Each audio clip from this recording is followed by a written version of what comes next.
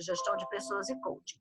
Então, se a Thaís puder passar para a próxima tela, eu agradeço. O próximo slide, perdão. Isso. A gente vai falar dos objetivos do coaching, né?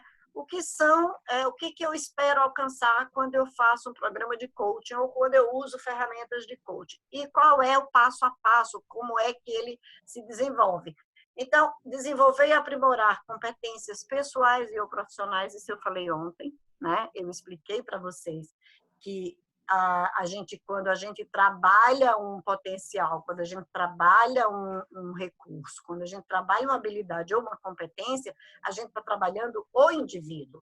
A gente não está trabalhando exclusivamente a parte que trabalha, a parte profissional ou a parte pessoal. A gente está trabalhando a parte integral do ser humano. Fortalecer a capacidade de criar soluções viáveis e desejáveis. E eu lembro agora que ontem o nosso som acabou, bem nessa hora que eu perguntei. Eu não lembro mais quem era, acho que era a Andréia, que ia para Marte, né? Tinha o plano de ir para Marte, e eu perguntei se era viável a ida da Andréia para Marte. E aí vocês ficaram meio assim, alguns de vocês disseram que era viável, outros não. Como é que eu sei que é viável? A gente vai já ver, vamos já descobrir se é viável a viagem da Andréia para Marte. Então, potencializar recursos, olha só, que permitam a superação e realização de metas com rapidez e eficiência. Ou seja, potencializar recursos para maximizar resultados num período de tempo. Então, não, é uma fórmula matemática isso, gente. Eu vou potencializar os recursos para alcançar os melhores resultados num período de tempo. Então, diferente de um casamento, um programa de coaching, ele tem começo, meio e fim. Ele tem um tempo previsto e ele tem objetivos a serem alcançados. Olha que interessante. Então, começa por objetivos e metas claramente definidos. Vamos usar o tema lá da Andréia ontem, que queria ir para Marte, né? Qual é o objetivo e meta claramente definido? Eu quero ir para Marte, viajar para Marte, passar 10 dias em Marte, no dia e partindo dos Estados Unidos de Cabo Canaveral, no dia 10 de maio de 2021. Agora eu vou perguntar de novo e vocês podem abrir os microfones para me dizer se é viável, se é factível esse plano que a Andréia fez para ir para Marte. Gente, o que vocês acham? Bora? Não me deixem no vácuo. Professora, eu acho que o custo ia ser muito alto, né? Pode até ser possível. Pode até ser possível, mas assim, tem que ter realmente um planejamento, né? A questão de custo também seria muito dispendioso, né? Mas eu acho que possível seria, mas... Mas a gente está falando ali factível, olha que legal. Factível, viável, né? Viável, rápido e eficiente. Então, assim, se ela quer ir daqui um ano, menos de um ano, que ela quer ir em maio, né? Quais são os recursos que ela precisaria potencializar para conseguir esse resultado? Além do dinheiro, né? Que você acabou de trazer aí, o pilar do dinheiro. O que mais?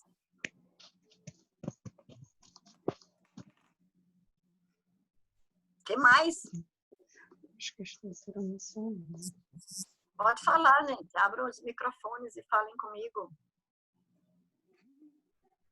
Aí seria anos de pesquisa, né, para poder ele chegar a um resultado de que ela conseguiria primeiro chegar lá, viver, desenvolver algo lá e continuar esse objetivo dela. Logo, Então, não é... a gente já de cara vê que não é só questão do custo, né? Tem uma questão de tempo envolvida aí, não é?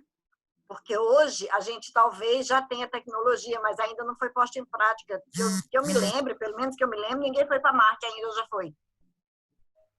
Não que eu saiba. Não é? Não foi. Não. Não, Além disso, ela teria que ter todo um estudo, né? Um treinamento, relacionamento, um curso para poder se especializar, pelo menos no momento de estar no local, né? porque ninguém sabe como que é. Sobrevivência. Exatamente. Então, assim, é um treinamento todo específico para o local, que é fora do nosso planeta. Então, que já bloqueia o processo nesse primeiro momento é o tempo, né? Porque menos de um ano para se desenvolver a tecnologia, para ela ser qualificada, como você está dizendo, né? Para viver lá, para ela aprender tudo que ela tem que aprender, para ela vai virar uma astronauta, gente. Presta atenção, vocês sabem quantos anos um astronauta estuda para ir bem ali, quanto mais para ir em Marte. Então, às vezes as pessoas vão desenhar os objetivos e elas não pensam nessas coisas, né? Então, se a gente olha ali, por exemplo, recursos, tem recurso financeiro, tem recurso de saúde, tem recurso de idioma, tem recurso de tecnologia que precisaria existir, né? A André poderia ser uma pessoa que se candidatou lá ao programa de viagens espaciais da NASA, mas aí ela tinha que passar, talvez, por um teste para ser aprovada. Então, tem uma série de requisitos para que ela cumpra isso. Então, às vezes, quando a gente ouve, e eu me divirto com isso, quando eu ouço alguns coaches vendendo a solução mágica para as coisas, começa que não existe mágica, existe muito trabalho para a gente conseguir as coisas, né? Então, assim, é importante que a gente olhe que um programa de coaching, para ele ter resultado, ele precisa ter objetivos e metas claramente definidas, ferramentas científicas de diagnóstico de perfil. Por exemplo, quando eu fizesse o mapeamento da Andréa, talvez eu pudesse enxergar nela uma dificuldade de se manter em lugares fechados, por exemplo, ou de ter dificuldade de ficar muito tempo longe da família. Ou, né? Então, características do perfil da Andréa que não facilitariam o alcance do objetivo, fora, né? A gente já viu aí. Professora, ainda tem a possibilidade de uma ida sem volta, né? É uma preparação e muito, assim, porque ninguém sabe se volta, né? De fato. De repente acontece algum problema na máquina, na nave, sei lá, no avião, sei lá, que ela vai, né? Tem que ter muito cuidado quando a gente estrutura algum plano, né? Um plano de evolução pessoal, ou seja, quais são os passos que eu tenho que fazer, o que eu tenho que aprender, o que eu tenho que construir para chegar lá, né? As reuniões, que são as sessões de desenvolvimento, onde vai sendo feito o follow-up, e a avaliação dos resultados e a mensuração dos resultados. Tem uma coisa importante, às vezes a gente não define o indicador. Como é que eu vou medir o resultado desse meu objetivo? Por exemplo, aí a gente associa a carreira de vocês e ao MBA, por exemplo. O meu MBA, eu vou fazer um MBA em gestão de pessoas e competências, por coaching, uma gestão de pessoas, e aí eu vou investir tanto tempo e tanto X de dinheiro, né? Investimento financeiro, investimento de tempo. O que eu quero alcançar depois disso? Vocês já pararam para pensar? Eu quero que o meu salário aumente em 30%. Eu quero mudar de emprego, eu quero sair da agência lá, da produtora lá, que a Kátia, não é? Isso, a Kátia trabalha numa produtora que fatura 5 milhões por mês, eu quero sair daí para ir para a editora. A gente pode pedir a Deus, não tem problema nenhum. Diz lá, pedir e receber, beleza, a gente pede. Então, o que acontece? Eu posso dizer nos meus planos, eu posso dizer, eu vou fazer um MBA em gestão de pessoas para eu sair dessa empresa para ir trabalhar numa empresa que fatura 10 milhões, que possa me pagar 30% a mais do meu salário. Eu vou me qualificar para que eu possa aumentar o meu salário, aumentar outra alternativa, possa vir a dar aula, né? Possa vir a produzir material para a internet. Então, assim, às vezes a gente não faz nada disso, gente. A gente se matricula no MBA e a gente esquece que é um trabalho danado, que vão ser 18 meses, 24 meses, às vezes mais que isso, para eu chegar lá, né? E isso eu tenho que ter um plano, eu tenho que fazer as coisas bem planejadas. E aí, às vezes, a pessoa no meio do caminho desiste porque diz assim, eu achei que fosse mais fácil. Eu achei que fosse mais fácil, eu achei que eu ia aprender outras coisas, porque também não olhou antes, às vezes, o programa, né? Não viu se aplicava, foi porque o colega falou, vou fazer um MBA, vamos junto, vamos, vai todo mundo. Então, a gente tem que ter muito cuidado com a nossa própria carreira, porque depois a gente vai ter que contar esse passado, né? Em algum momento, como sendo a porta de entrada para a gente ir para outras oportunidades. A gente tem que saber contar essa história. Então, os objetivos do coaching são esses, e aí eu olho isso como um objetivo de vida. Como é que eu posso maximizar os meus recursos para que eu possa, aliás, potencializar os meus recursos para maximizar os meus resultados em um período de tempo. Eu não posso ficar achando que eu vou passar 10 anos fazendo meu MBA e vai dar tudo certo. Né? Vocês estão passando por isso, vocês demoraram para voltar e agora estão tendo que pagar módulos posteriores e tal, esse MBA. Então, passando para a próxima tela, Thaís, por favor. Né? É importante que a gente entenda que o processo de coaching é um processo que tem um caminhar. Como é o processo? Qual outro processo que tem um caminhar? O processo de amadurecimento, o processo da vida. Então, é um desafio pessoal. Os coaches vão lá, os influencers vão lá no YouTube, falam coisas maravilhosas e falam que é muito fácil e tal, e esquecem de dizer que quem vai ter que trabalhar é o coach. Quem vai ter que ralar e quem vai ter que cumprir as etapas é o coach. Então, é um trabalho do coach, é um trabalho do aluno, é um trabalho do profissional. Eu vou fazer um MBA e tal, porque eu quero ganhar mais, eu tenho que fazer etapas. Eu vou ganhar mais só por causa do MBA? Não, eu tenho que melhorar meu idioma, eu tenho que melhorar meu networking, eu tenho que melhorar o meu conhecimento em algumas ferramentas específicas do meu trabalho. Então, assim, não é só o MBA, é o MBA junto com uma série de outras ações que vão me fazer chegar no meu objetivo. Né? Oportunidade de encontrar suas próprias respostas. O coaching tem essa garantia, né? Que você vai enxergar. A gente não dá resposta nenhuma, é você que vai dizer, eu quero ganhar mais 30%. Então, como é que você precisa fazer isso? Quem é que ganha 30% a mais? Onde é que estão esses profissionais? Quais são as empresas que pagam assim? O que esses profissionais têm? Não é? Que carga, que background eles têm para trazer isso? Conhecer uma melhor e mais avançada versão de si mesmo. Para mim, isso é a melhor coisa do coaching. Né? É quando ele consegue mostrar para a gente que você tem muitas coisas boas, muitas potencialidades, muito mais do que fraquezas, tanto que o que trouxe a gente até aqui foram as nossas forças, e não as nossas fraquezas. Se a gente não olhar as fraquezas, elas podem atrapalhar nosso caminhar, mas são as forças que levam a gente adiante. É a nossa coragem de esperar que a professora dê o jeito dela para poder entrar na sala e ficar aqui esperando e não dizer, eu não vou assistir essa aula, não, depois eu vejo o vídeo no YouTube e está tudo certo. Né? Então, é a minha melhor versão. Produzir mudanças significativas e duradouras. Então, não é um processinho para você, eu vou mudar o comportamento, vou mudar o hábito e daqui a pouco está tudo bem. Não, tem que ser uma coisa continuada, tem que ser uma coisa investida para que você realmente possa chegar a Marte, né? Dentro do que você planejou. Então, esse é um ponto interessante. Outro ponto que eu já coloquei para vocês, na próxima tela, a gente já viu isso no outro módulo de competências transversais, e a Thaís, se ela passar o slide, a gente vai ver, que é o equilíbrio entre razão e emoção. Não dá para você seguir adiante se você tiver um desses pilares desequilibrados. Ou seja, eu me dedico demais ao trabalho, eu me dedico demais ao meu lado técnico, meu lado racional, e as minhas emoções, os meus relacionamentos, eu não cuido.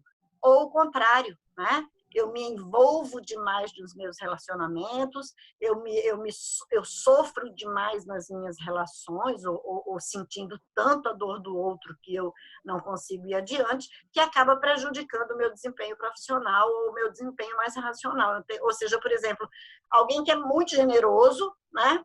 E que, de repente, empresta dinheiro para todo mundo, empresta o cartão para todo mundo, porque não sabe dizer não. E aí depois fica todo enrolado com as dívidas e tal, porque não conseguiu usar o lado racional para tomar a decisão. E a gente vai falar também sobre decisão numa outra aula futura. Então, o próximo slide diz que razão e emoção precisam e devem estar em equilíbrio para que as escolhas e decisões sejam otimizadas. Portanto, o nível de satisfação e bem-estar do indivíduo se potencializam. Ou seja, eu sou aquela pessoa que é muito generosa, mas eu também cuido das minhas finanças. Então, se o Paulo vem me pedir uma grana emprestada, um cartão emprestado, eu vou analisar as condições. E se eu tiver condição de emprestar o dinheiro ou o cartão para o Paulo, ou se a nossa relação permitir isso, eu vou fazer isso. Mas eu vou fazer isso ficando feliz com a minha generosidade. É diferente de eu fazer isso contra a minha vontade, sabendo que eu vou me arriscar a perder esse dinheiro, ou que eu não tenho condição de emprestar e ficar sofrendo depois.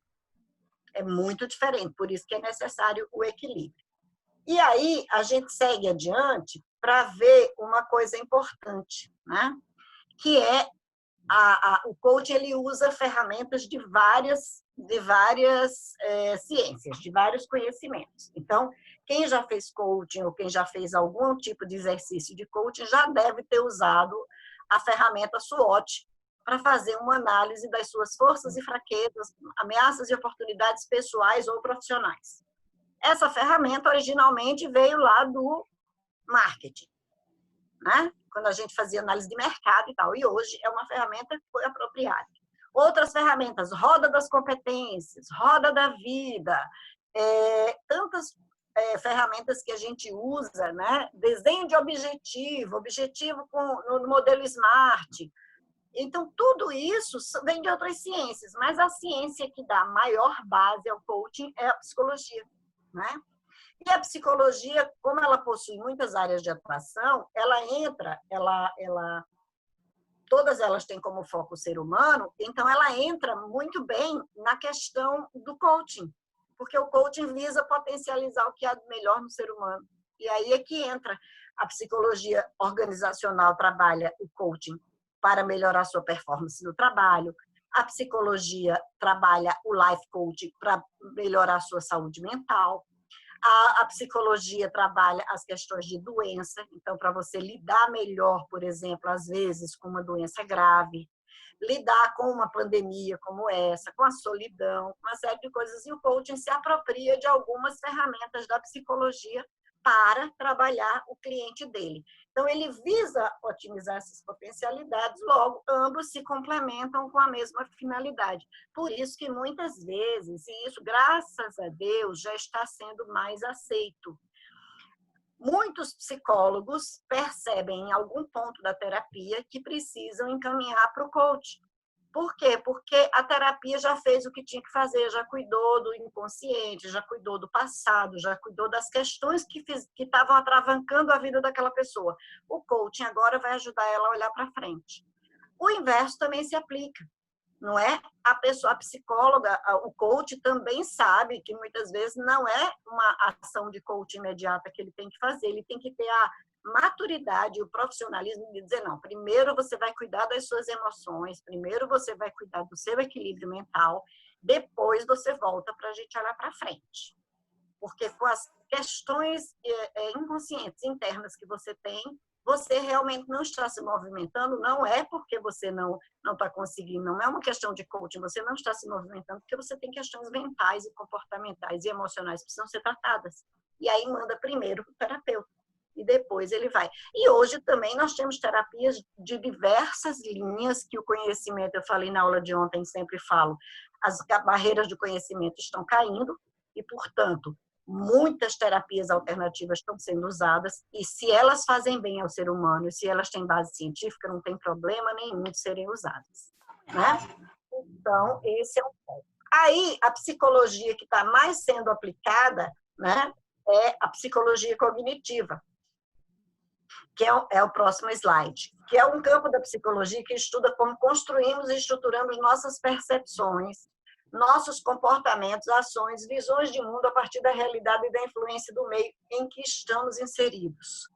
E um processo de coaching, né, tem em comum com a cognitiva o fato de buscar levar o cliente a confrontar os dados referentes à sua realidade, buscando reforçar os aspectos positivos, ressignificar eventos ruins e sempre focar, olha que coisa legal, nos pontos favoráveis ao desenvolvimento do cliente. Então, a cognitivo-comportamental tem muito a ver com questão de hábito, muito a ver com mudança comportamental, com ações muito concretas para que você possa seguir adiante. E a cognitivo-comportamental trabalha muito bem associada ao coaching, tanto que esses exercícios e tarefas do coaching são, muitas vezes, com base na psicologia cognitivo-comportamental.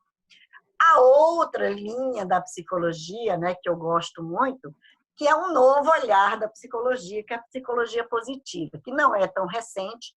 Na década de 90, o Martin Seligman começou a olhar a psicologia com um olhar diferente e estudando as emoções positivas, os traços positivos do caráter e os relacionamentos positivos. Em vez de olhar só aquilo que não dava certo, ele disse que é possível a gente olhar os seres humanos, os indivíduos que dão muito certo, né? Que se relacionam muito bem, que têm uma inteligência emocional muito bem desenvolvida e construída. Quais são essas emoções positivas que ele chama? Felicidade, prazer, bem-estar. Traços positivos de caráter, sabedoria, criatividade, coragem, justiça, uma série de coisas. Relacionamento positivo, são relacionamentos de amizade, de confiança, vínculos afetivos saudáveis. As instituições positivas são aquelas instituições que dão base ao indivíduo, né? Que formam a coletividade e o cidadão. Escolas, empresas que têm valores sólidos, valores voltados para dentro das leis, para a honestidade, para o compliance, e comunidades. Então, assim, olha só, não são só sentimentos positivos, são relacionamentos positivos, são instituições positivas, ou seja, o ser humano ele é capaz de criar um universo positivo no seu entorno. E aí eles estudaram as escolas, né, todas, e eles estudaram filosofias, religiões, culturas, e viram quais eram as mais... aqueles valores que eram importantes para todas elas. E eles identificaram a melhor versão do ser humano, que são 6 virtudes e 24 forças de caráter. Vocês vão fazer o testezinho que eu vou mandar, se não fizeram ainda no outro módulo, vão fazer nesse, que é o do Via Caráter. Eu vou mandar no grupo o link do Via Caráter. Vocês entram lá, fazem um teste de graça. Esse teste serve como pesquisa mundial para a psicologia positiva, e lá vão aparecer as forças de caráter de vocês. Na próxima aula a gente vai falar sobre isso, ok? Mas, ao contrário da psicologia tradicional, que foca no estudo e tratamento de distúrbios e patologias do comportamento, como depressão e ansiedade, por exemplo, o novo campo, a psicologia positiva, se propõe a focar mais nas forças do que nas fraquezas. Busca promover mais as qualidades do viver do que reparar o que vai mal. Então, há muito tempo eu já vinha trabalhando também com essa linha, mesmo antes de conhecer psicologia positiva, eu já trabalhava muito com essa linha nos treinamentos que eu fazia, né? Eu ia numa empresa e a pessoa dizia para mim, olha, essa pessoa é um ótimo técnico, ele é um mecânico maravilhoso, ou é um engenheiro maravilhoso, mas é um brucutu na hora de liderar. Só falta bater nas pessoas e tal, e a gente quer melhorar isso nele. Então, eu já trabalhava focando nessa pessoa aquilo que ele tinha de muito bom. E o que ele tinha de muito bom? Era o conhecimento do processo. Ele tinha um conhecimento de processo e técnico muito bom. Mas o conhecimento de liderança dele, ou a atividade de liderança dele, era para ele se tornar um líder tão bom quanto ele era engenheiro. Então, a gente fazia o seguinte, a gente neutralizava aquelas dificuldades que ele tinha. Então, se ele gritava com as pessoas, a gente trabalhava, né, o tratamento e tal, e fortalecia o que ele era bom. Então, fazia ele olhar muito o processo para poder ver como é que ele ia tratar a pessoa. Então, a gente ia melhorando ainda mais aquilo que ele era muito bom e só trazendo um pouquinho para cima aquilo que ele não era tão bom. Então, onde ele se destacava, ele ficava muito feliz, tinha um sentimento de bem-estar muito grande. E aí, naquilo que ele não se destacava, como ele tinha consciência, ele começava a cuidar. Porque ele dizia que se eu não cuidar disso, eu vou perder aquilo de bom que eu tenho. Vocês entenderam, gente? Ou eu estou falando... Viajei demais. Alguém quer perguntar? Não, estamos entendendo. Então, a psicologia positiva não trabalha sobre os problemas. né? Ela trabalha, e nem como remediar, ela busca compreender a ciência e a anatomia da felicidade. E aí a matéria sobre felicidade já foi, hoje ele já não dá mais aula lá, que é o autor do Jeito Harvard de Ser Feliz, ele já não dá mais aula em Harvard, mas quando ele começou com a matéria sobre felicidade, era a matéria mais concorrida, tinha 24 mil pessoas na lista de espera para fazer essa matéria, porque ele descobriu o seguinte, eles estudavam na melhor escola, eles faziam os melhores cursos, eles vinham das melhores famílias e eles não eram felizes. Então, ele foi estudar, se aprofundar nisso junto com o Seligman e acabou criando uma matéria, uma disciplina em Harvard, chamada, a matéria era felicidade, né? E aí ele foi desenvolvendo, hoje ele não dá mais aula. Então, a psicologia positiva é uma forte base para o coaching. É uma forte base para o coaching. Por quê? Uma vez que o processo de desenvolvimento é focado em desenvolver pessoal e profissionalmente o melhor do ser humano, buscando ressignificar tudo aquilo que ele já viveu, né? Ele utiliza técnicas da psicologia positiva buscando, está no último parágrafo aqui, buscando que a pessoa atinja um estado de flow, ou um estado de fluir, como ele chama. Vocês, em algum momento da vida de vocês, lembram-se de terem feito alguma coisa, ou estudado alguma coisa, ou assistido alguma coisa que levou vocês num estado que depois vocês nem viram o tempo passar, nem viram as coisas acontecerem, de repente você estava no estado que a gente chama num estado de flow, que é o estado de fluir, né? Parece que você está integrado com aquilo que você está fazendo de um jeito que você não percebe nem o tempo passar, nem o cansaço, nem o sono, nem a fome, nada. Eu já, professora. Quem está falando comigo? É Maria da Conceição. Oi, Maria da Conceição, conte como foi. Ai, professora, eu saí de mim, assim. Eu fui para outro mundo. Foi uma experiência maravilhosa. Você se lembra do que você estava fazendo? Sim, eu lembro de tudo, porque eu fiz um curso de PNL. Uhum. E foi maravilhoso. Todos ficamos com os olhos vendados.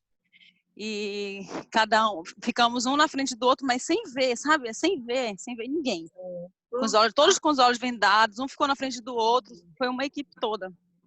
Algumas pessoas.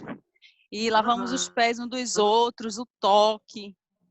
Tá, sabe? Um tocou no outro, mas, claro, todo cuidado.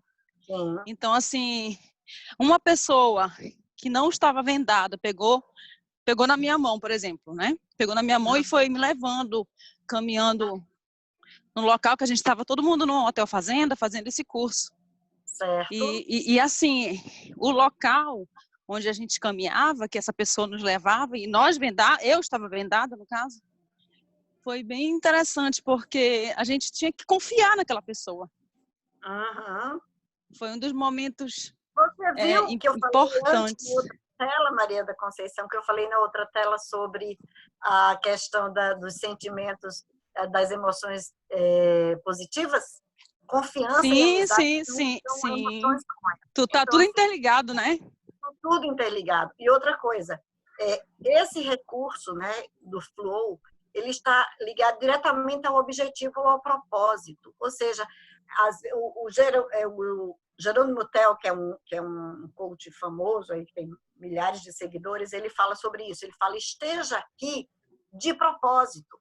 Né? Esteja aqui de verdade, não esteja aqui por estar, porque você está desperdiçando o tempo do outro, o seu tempo, a sua vida, estando aqui por obrigação ou porque alguém pediu para você estar.